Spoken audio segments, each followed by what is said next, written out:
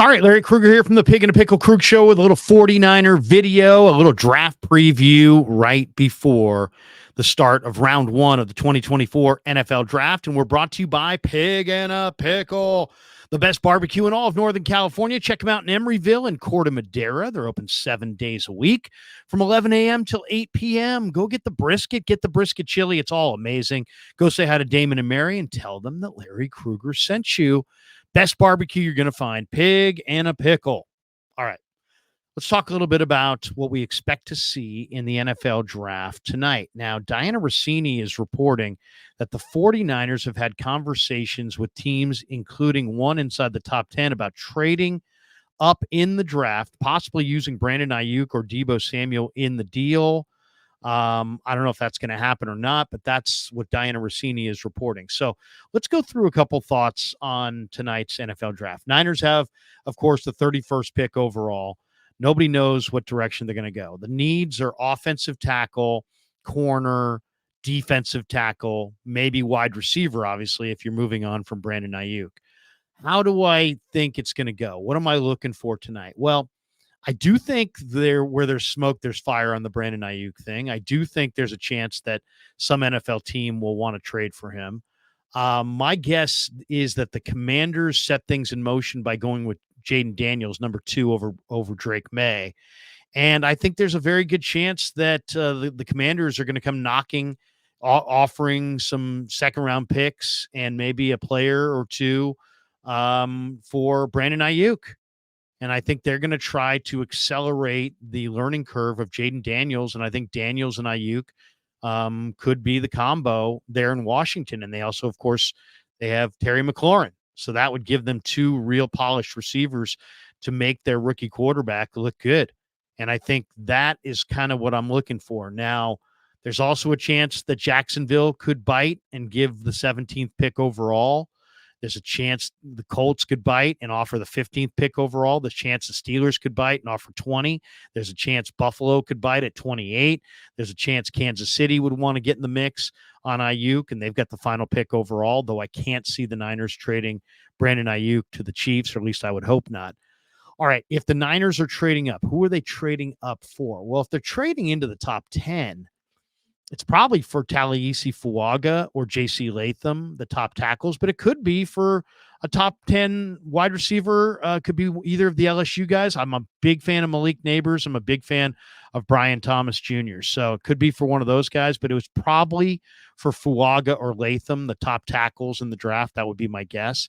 If they're trading into 15 or 17 or 20, I think they would be looking for Quinyon Mitchell, the corner out of Toledo, or J.C. Latham, or possibly Troy Fautanu from Washington, or Brian Thomas. So I think those are the 4 guys that they'd be looking for in a trade-up in the first round.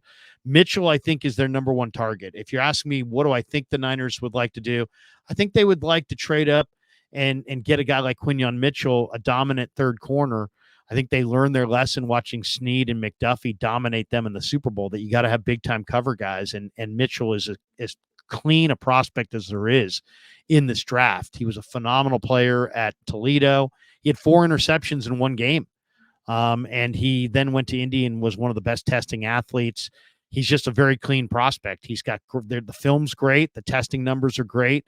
There's nothing not to like. He's a home run.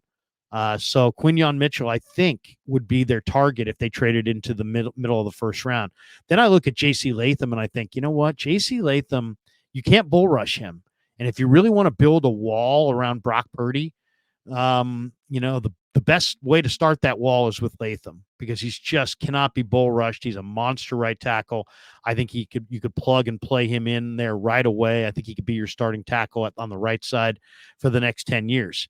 So I really think he is a very intriguing prospect. And then, I think Troy Fautanu is also attractive in that he's so fast and he can play all 5 spots. And for the 49ers, they don't know which spot they're going to need. You got Aaron Banks, a free agent next year. You've got Trent Williams may retire. Brendel, who knows? Right guard and right tackle are wide open. So Fautanu in some ways gives you coverage across the line, where you could plug him in at any spot. And I could see that being of incredible value to them as well. And then Brian Thomas would be replacing Aiyuk, you know, replacing Aiyuk. And obviously, if you move Aiyuk, he's a star player. You better have a decent receiver to replace him.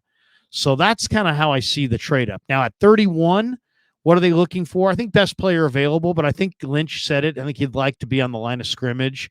I think, to me, the guys that I would consider at 31, Zach Frazier, who's a dominating center from West Virginia. I think he's a plug-and-play center right away.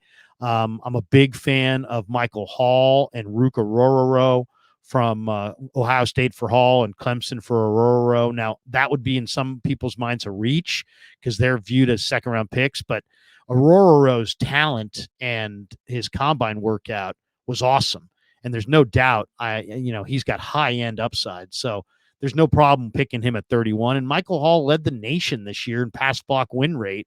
So he's both, the productive college player, and then he also ran 4.76 at 300 pounds in the pro day workout. So that makes him the fastest defensive tackle in the class. He kind of reminds me of a poor man's Bryant Young, to be completely honest. So I know people view that as an overdraft, but I love Michael Hall. And I could see them going Michael Hall, Frazier, or Rororo there at 31. Now, if they did go wide receiver, one guy that is absolutely growing on me the more I watch him is Ladd McConkey. Ladd McConkey is a really good player. I know he's a somewhat small guy, but he ran in the 4.3s. He reminds me a lot of Cooper Kupp. I mean, the more I study this guy, his route running is spectacular. And he did it in the SEC against top flight corners, top flight defenses. I think McConkey might be a plug and play guy that could be really, really good. The way the way he uses his speed and route running refinement to get open, it's impressive. So that's some of the thoughts I have on the draft tonight. The thing that I fear the most is that the Niners will reach for kind of a second tier tackle. I'm not a fan of these guys. Jordan Morgan's got short arms, got bull rushed by defensive ends in the Pac-12. I think is more of a guard who's going to get bull rushed in the NFL. Roger Rosengarten got dominated in the second half of the Natty against Michigan, and just to me, that's my lasting memory of him, and I just think he's a little low end. Kingsley Sumatia, or I'm butchering his last name, and I apologize to him. I like him as a pass blocker, but I don't think he's a very good run blocker, and I don't want to take a tackle in the first round like that. And then Patrick Paul has really long arms, and but he's kind of high cut, and I think he's a little bit of a developmental guy who may not play right away. So to me, reaching for like a second tier offensive tackle would be my number one fear in this draft. Number two fear in the draft, I think Michael Penix is the best quarterback. And if he somehow winds up on the Rams or Seahawks, especially in the middle of the first round, I think that's a huge, huge get. And then I don't want to see the Eagles trade up for Quinyon Mitchell. The Eagles have problems in their secondary. I don't want to see them get the top corner in the draft. They already brought in Chauncey Gardner-Johnson. They brought him back. That's going to help them at safety. If they could somehow trade up and get Quinyon Mitchell, that's going to help them enormously improve a very iffy secondary. So I'm rooting for the Eagles not to get Quinyon Mitchell. I'm rooting for the Seahawks or the Rams not to get Michael Penix. I'm rooting for the Niners not to trade up for a second tier tackle. And I would be completely happy with an Aiyuk trade that netted them Quinyon Mitchell, or an Aiyuk trade back with the Commanders that gave them 2 high second round picks. I really think the sweet spot is right there at the top of the second round. If you could get Zach Frazier, Michael Hall, Max Melton, Ladd McConkey, Cedric Gray, Ruka Rororo. I mean, there's some really good players there. Edgerrin Cooper from A&M, amazing linebacker. I mean, there's a lot of good talent there in the high second round. And if you could make a deal with the Commanders and get those 2 high second round picks and maybe a Jahan Dotson, or if they were willing to move on from Emmanuel Forbes or something like that, I could picture a nice monster deal with the Lynch and Adam Peters there at the end of the first round that gives the 31 to an Aiyuk to the Commanders and gives a bevy of picks and maybe a couple players to the Niners as well for Aiyuk. So that's what I'm envisioning. You never know how it goes. That's the beauty of the NFL draft. It's the ultimate in reality television. Make sure you check throughout the draft, all 3 days of the draft, if there's anything breaking rumor wise on either ESPN or the NFL Network's draft coverage. We'll immediately do a video on it. Check for that on the Krug Show, brought to you by Pig in a Pickle on YouTube. And then, of course, as soon as round one's over, I'll do an extended video on what the Niners did or didn't do. And then we'll do a live stream later on tonight. I'm not sure who will be in the house, but we'll have some people there as well. And we will love to hear from you guys. So thanks to all of you guys for supporting Pig in a Pickle. Thanks to all of you guys for supporting the Krug Show on YouTube. Have a great night. Go Niners.